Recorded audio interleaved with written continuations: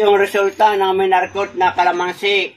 At ito pagkaraan ng 90 days na aking ma-transfer o maitanim dito sa polybag, ay ito na ngayon ang kanyang resulta. Stable na at malalaki na ang kanyang puno at magulang na. So yan mga kabayan, awa ng Diyos ay namunga na siya. Ayan, marami na siyang bunga at pwede natin gamitin. At ngayon ay marami na rin siyang bulaklak. Tuloy-tuloy na ang kanyang pamumunga. At siya ay hindi natin mapipigilan. Kailangan lang natin lalagyan din ng organikong pataba katulad ng nilagay kong ito.